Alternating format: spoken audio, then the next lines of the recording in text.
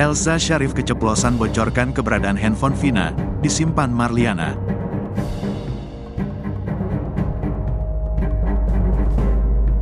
Pengacara Ibtu Rudiana, Elza Sharif membocorkan keberadaan handphone milik Vina.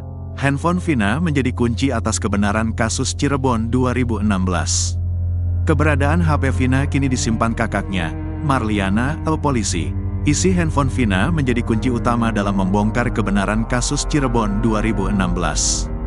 Data hasil ekstraksi handphone tersebut menguatkan alibi pihak terpidana bahwa motif kasus Vina Cirebon adalah kecelakaan, bukan pembunuhan. Pasalnya dalam handphone tersebut terdapat percakapan antara Vina dengan temannya Widya Sari.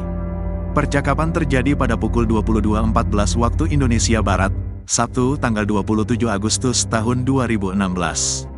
Padahal berdasar hasil sidang, 8 terpidana kasus Vina melakukan penganiayaan mulai pukul 21 waktu Indonesia Barat. Elza Sharif, pengacara Ibtu Rudiana, mengatakan handphone Vina ditemukan dalam saku celana Eki.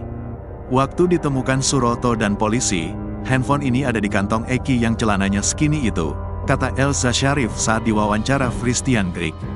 Kata Elza, handphone masih dalam keadaan utuh, tidak pecah, katanya. Ia berpendapat jika memang Eki dan Vina mengalami kecelakaan, seharusnya handphone itu sudah rusak. Kalau kecelakaan abis dong handphonenya, rusak, kata Elza Sharif. Setelah ditemukan menurut Elza Sharif, handphone sudah diserahkan pada kakak Vina, Marliana. Terus diserahkan dan dipakai sama Marliana, kakak Vina, kata Elza Sharif. Padahal sebelumnya, Marliana mengaku belum mengambil handphone Vina. Menurutnya setelah sidang selesai tahun 2017, ia memang sudah disuruh mengambil handphone Vina. Waktu itu dikasih tahu kita harus ambil di Bandung. Bukan gak dikasih izin.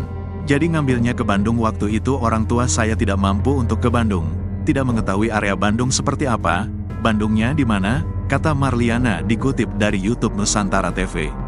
Marliana menerangkan ia tak diberitahu lokasi pengambil handphone Vina. Pengadilannya atau mana? Surat suruh ngambil HP adik saya. Bapak saya mau ambil, dia dikasih tahu ngambilnya di Bandung saat itu. Untuk di Bandung kalau tahu tempatnya gak masalah, ini kan bapak saya gak tahu Bandungnya mana, katanya. Selain itu Marliana dan ayahnya juga terkendala biaya untuk ongkos mengambil handphone Vina. Terkendala biaya juga, katanya. Oleh karenanya Marliana mengaku hingga kini tidak menyimpan handphone Vina. Jadi sampai sekarang belum diambil, kata Marliana.